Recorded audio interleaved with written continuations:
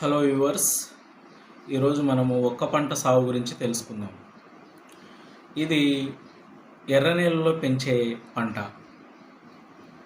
ఇది ఒక్కసారి నాటితే ఒక 50 సంవత్సరాల వరకు మనం మళ్ళీ నాటవసరం లేదు, కానీ పీకేసుకోవచ్చు.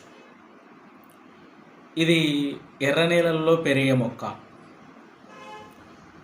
ఇది వర్షాధారిత పంట కాదు, అప్పుడప్పుడు నీళ్లు పెట్టుకోవాలి.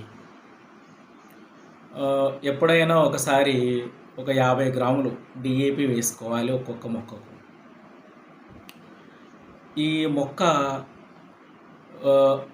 ఒక ఎకరానికి ఒక 600 మొక్కల వరకు పెట్టుకోవచ్చు. ఇది ప్రత్యేకంగా పంట వేసుకుంటేనే మంచిది, అంతర పంట కంటే దిగుబడి బాగా వస్తుంది. తర్వాత మొక్కకు 9 అడుగులు స్థలం వదలాలి. ఇటు 9 అడుగులు,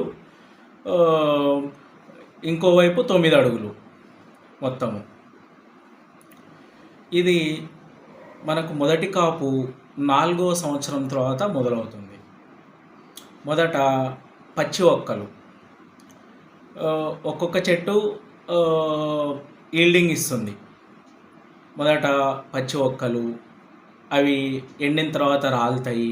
ఎండు ఒక్కలు మరియు ప్రాసెస్ చేసిన ఒక్కలు. ప్రాసెస్ అంటే ఉడకబెట్టాలి. ఇవి పచ్చి ఒక్కలు టన్నుకు 50,000 దిగుబడి వస్తుంది. పచ్చి ఒక్కలు అలా ఎకరానికి 2 టన్నులు వస్తుంది. అదే ఎండు ఒక్కలు ఎకరానికి దిగుబడి వచ్చేసి 1,50,000. ఒక్కొక్క టన్నుకి 1,50,000 అంటే 2 టన్నులకు కలిపి 3 లక్షలు సంవత్సరానికి. అదే ప్రాసెస్ చేసిన ఒక్కలకైతే ఎకరానికి 5 లక్షల వరకు దిగుబడి వస్తుంది సంవత్సరానికి. ఇంకా వీటికి మెయింటెనెన్స్ పెద్దగా అవసరం లేదు. వీటికి పురుగులు చెదలు పట్టే అవకాశం లేదు, ఎందుకంటే ఇది ఒగరు చెట్టు. ఇది అంతర పంటలు ఏమీ వేసుకోవద్దు.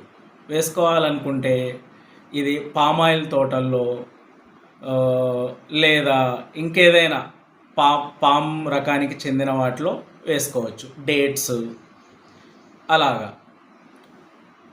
ఇది 5వ సంవత్సరం నుంచి ఈల్డింగ్ స్టార్ట్ అవుతుంది. సంవత్సరానికి 5 లక్షల, ఎకరానికి 5 లక్షల ఆదాయం వస్తుంది. ఇంకా మెయింటెనెన్స్ ఏమీ అవసరం లేదు. ఎరువులు వేసుకుంటే వేసుకోవచ్చు, లేకపోతే లేదు. నీళ్ళు పెట్టుకోవాలి.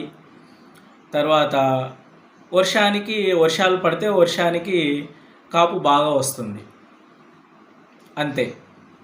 సంవత్సరం వయసు గల మొక్కలు నాటుకుంటే 4 ఏళ్ళ తర్వాత మొక్క పెద్దదవుతుంది. ఒక 30 మీటర్లు పెరిగి పెద్దదవుతుంది. అంతే. ఇది ఒక్క సాగు విధానము, దిగుబడి. వీటికి మార్కెటింగు సౌత్ ఈస్ట్ ఏషియాలో ఎక్కువగా ఉంటుంది. ఇంక తర్వాత కర్ణాటక, కేరళలో పండిస్తారు. మన వైపన్న మనం నీళ్లు కడతాం. అక్కడ కర్ణాటకలో అయితే ఊరికే అలా వేసేసి వదిలేస్తారు. సో నీళ్లు కట్టడం వల్ల కొంచెం దిగుబడి బాగా వస్తుంది. నెక్స్ట్, ఇది ఒక్క సాగు విధానం, దిగుబడి. ఓకే.